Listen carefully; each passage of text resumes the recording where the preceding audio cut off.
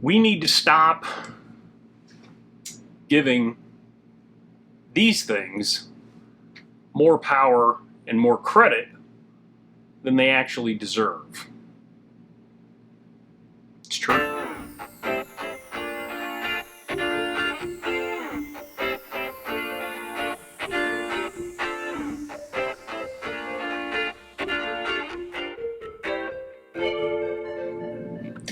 Welcome back, friends. Happy Monday.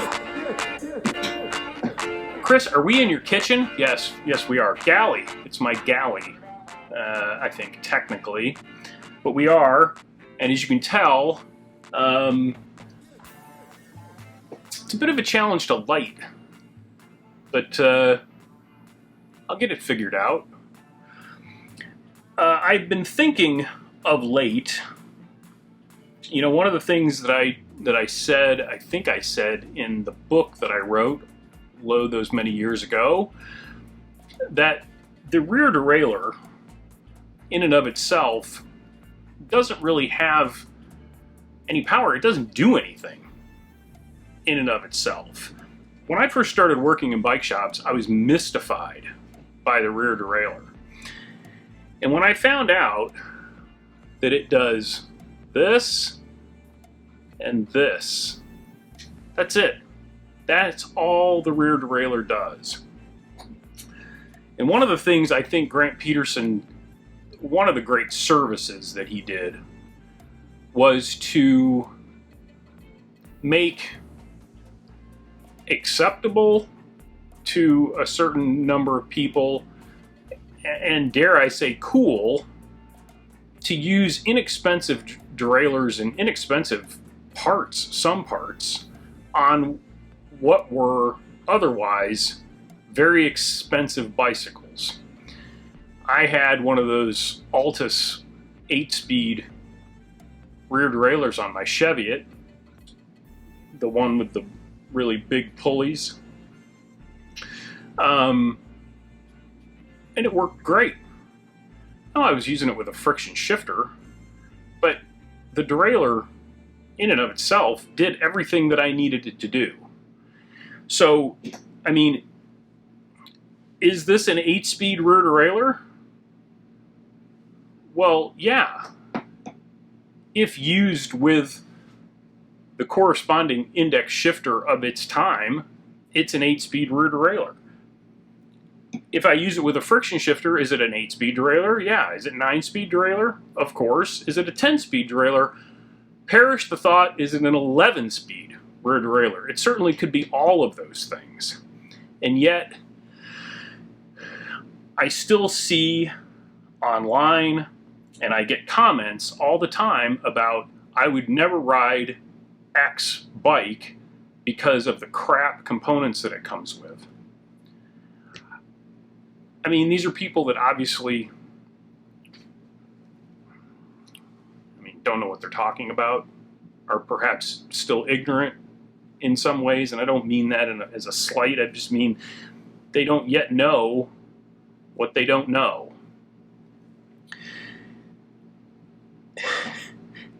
There are better and more poorly made components, including rear derailleurs. There are derailleurs with longer pulleys and shorter, longer pulley cages and shorter pulley cages, stronger and or weaker springs. There are derailleurs that will do exactly what you need them to do, and there are derailleurs that won't do what you need them to do. The fact that they don't do what you need them to do doesn't make them bad. Because again, that's an inanimate object. I'm the one that gives it power, right? Through the shifter that I choose and the power of my thumb. End of story. So there's nothing magical. The other thing a rear derailleur doesn't do, a rear derailleur has no effect on the way the bicycle rides. So I was the first felt dealer in central Indiana. I may have been the first felt dealer in the state of Indiana. They didn't even have a rep that covered the Indiana, the territory that I was in. Super Dave Casel used to drive down from Michigan and bring me bikes. That's how early I got in. And one of the things that Felt used to do, tricky little thing, was they would take a 105 bike. Now this was back when they only sold road bikes and tri-bikes. Very, very beginning. They would take a 105 bike and they'd slap an Ultegra rear derailleur on it. Now, did that Ultegra rear derailleur have any effect on the way the bike rode? Absolutely not. On the way the bike shifted? Probably not, because they were still using 105 shifters. But the consumer ate it up. They immediately looked at that bike, saw that Ultegra rear derailleur, and immediately assigned more value to that bike than the bike next to it, and I would say more value than it deserved. Not that they weren't fine bikes, they were. So let's stop with all the, I'm not going to ride this bike because it has this rear derailleur on it. The biggest, when the new disc trucker came out, that was the thing. The price went up, obviously, because prices tend to go up and not down. And, it was if you compared it to the truckers of old, it was a down-spec'd component bike because everything got more expensive. And I've explained this in other videos that it's, at the end of the day, it's a math problem. You want the bike to sell for this, and so you got to pick and choose. So let's stop. That's just a thing. And again, every time I lift this thing up, it's like, God, it's so dark in here. So that's it for rear derailleur. It's something that's been bouncing around in my head for the last couple weeks, and let's stop with the nonsense. As you know, as most of you know, when I recommend products, they fall into a couple of categories. They're products that I sell that I've used and I believe in. Two, they're products that I've used that I believe in and that I may or may not get a little spiff if you use the associated link with it. And there are products that I've used, I believe in, and I get nothing for. I just believe in it and think that you might like them as well. So I have a couple of examples that fall into a couple of different categories. One, a thing that I've used for the better part of a year now, and I've waited to talk about it because I really didn't know whether it was doing what I thought it should be or what they said it would do or not. And that's, I've been putting collagen in my coffee every morning for the better part of a year. And I did it because it's supposed to be good for you. But I really didn't know whether it was doing anything or not. And of late, I've decided that it actually is. My knee is not nearly as clicky as it was 2 or 3 months ago. And I have no association with any collagen companies or companies that make collagen peptides. I've used Primal Kitchen and I've used Bubs. Right now I kind of prefer the Bubs. It just tends to dissolve a little bit easier. But they're both fine, and there's a million different ones out there, and everybody's talking about collagen now. Mark Sisson says it should be the 4th food group. I don't know that he's wrong. So if you've been on the fence about wanting to try that, I would say go ahead and give it a try. I think it's been beneficial. And if nothing else, I've gotten stronger nails and a very shiny coat.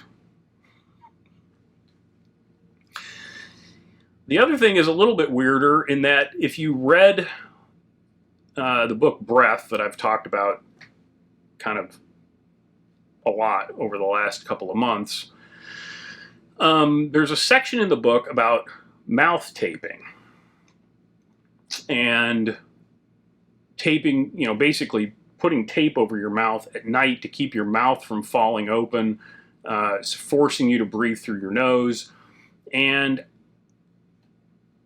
when I read the book the first time, I decided to give it a try, and there was a company that had just kind of come on the scene, and I looked at the tape, and it was, I thought it was expensive, and it is.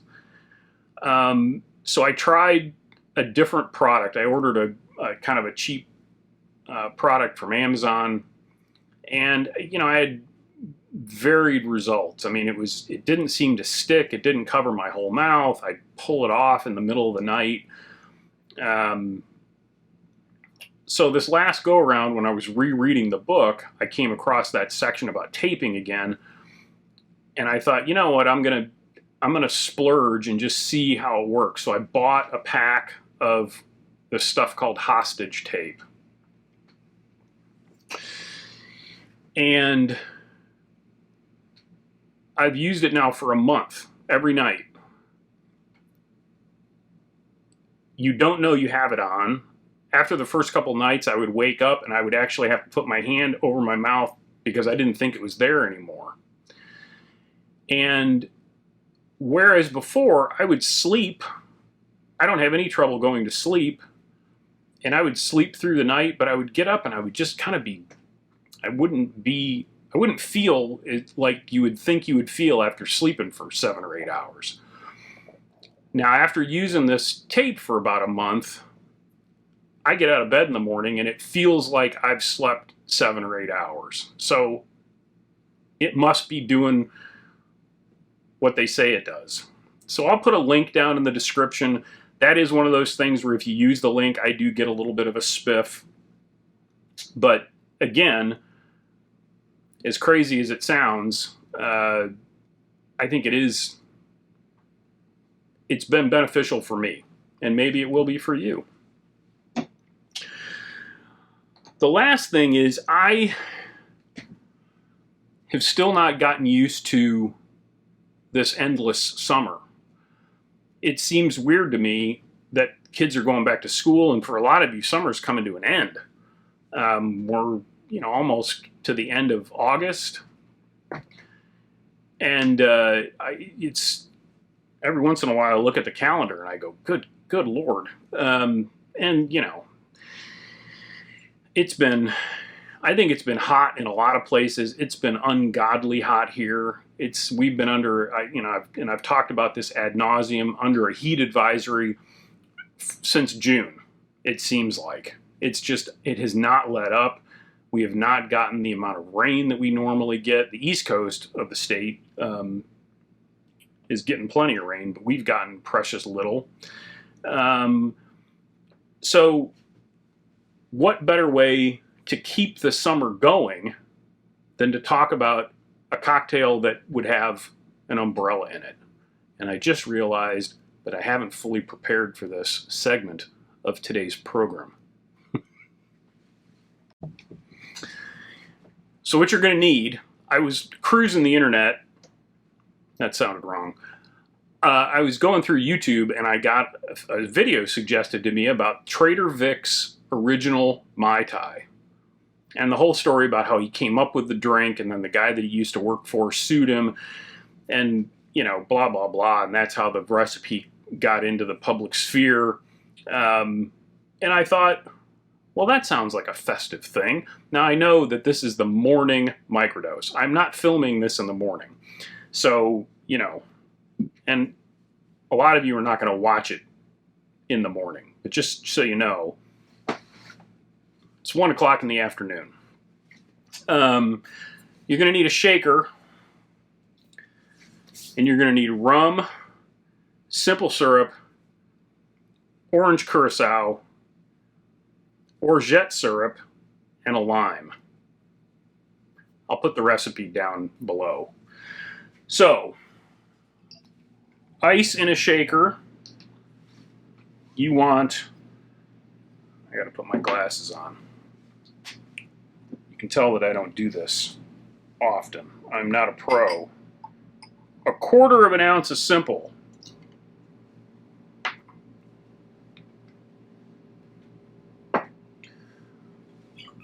1 ounce of orange curaçao. or no, sorry, half an ounce of orange curaçao. In the shaker it goes. A half an ounce of orgeat syrup, which is a almond milk based deal.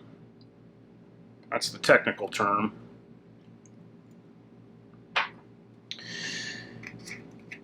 A half an ounce of lime juice. Now, I'm not going to measure this, but basically, from my experience, a lime that's about that size, half of that's going to give you about an ounce, right?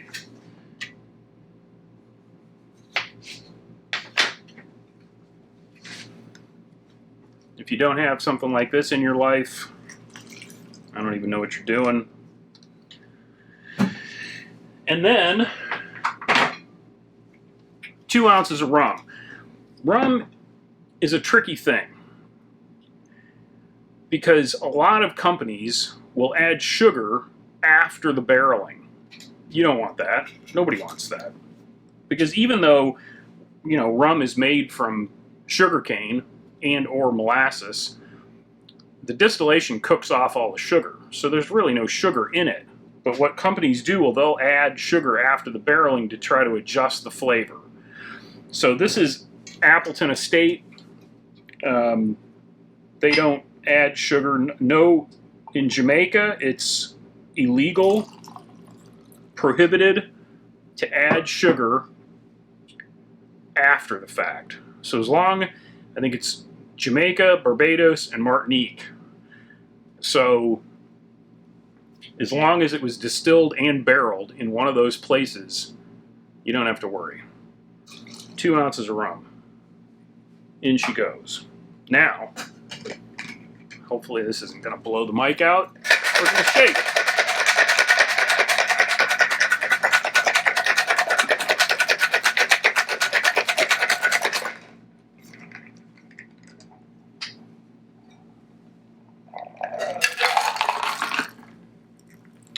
Now, in the original recipe, he chucks the hull of the lime into the glass along with a sprig of mint. I mean, that's a little too fancy for me, but